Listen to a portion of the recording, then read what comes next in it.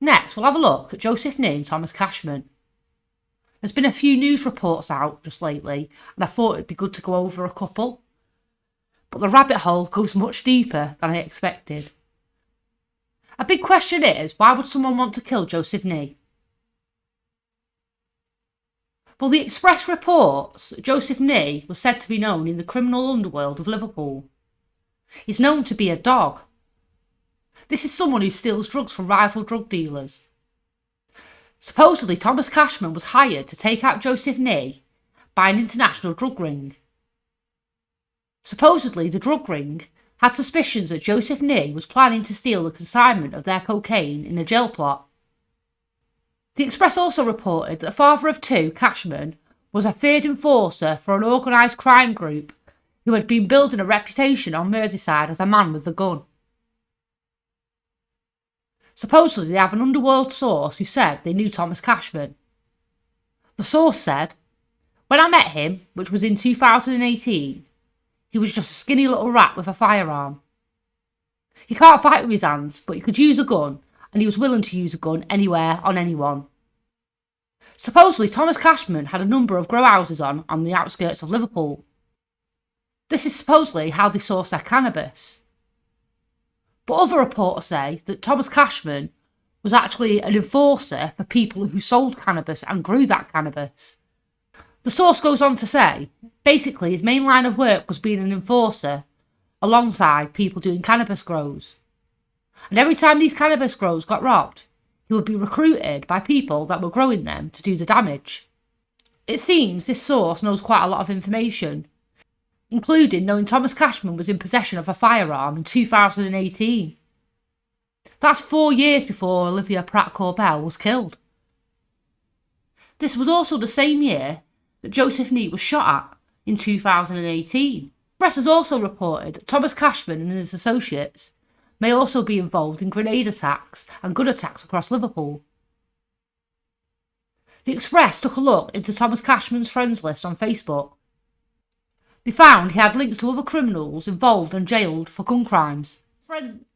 This friends list includes Dylan Westall, who was jailed for life for his role in the shooting of James Meadow, who was 17. He is also linked by police to a spate of other shootings across the Liverpool city. Another, Reuben Murphy, was also convicted last year of murdering Patrick Boyle, 26, by shooting him twice in the chest from an electric bike.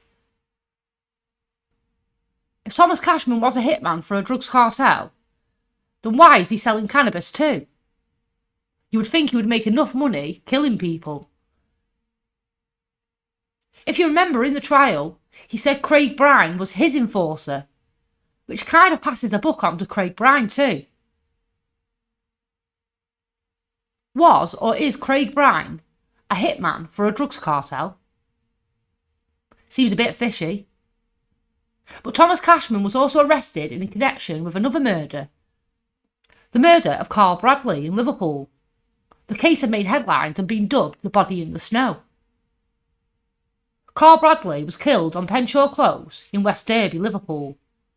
It is believed he was shot 4 times at around 11 p.m. on March 22nd, 2013. In an eerie twist, one of the bullets missed and hit one of the homes on Penshaw Close, which also had 2 children inside and 2 adults. Fortunately, no children were hurt during this incident. The police did arrive at the scene of the address that had been hit just after 11 p.m, but Carl's body was not discovered until 7 p.m. the next day in a back garden at a nearby address.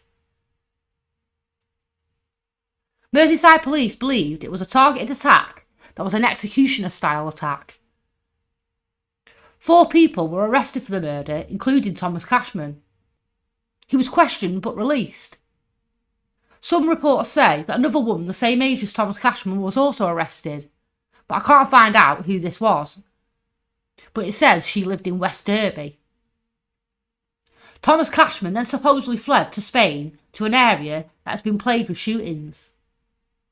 It is unknown when he returned back to the UK. But like I said, this rabbit hole goes deeper than I expected. I think what I'll do is continue to document the Thomas Cashman trial and also try and provide you with more information on the people involved in the case and other cases Thomas Cashman and Joseph Nee might be involved in. Please feel welcome to leave a link to any newspaper reportings that you may find in relation to these cases. It'd be very much appreciated, and thank you.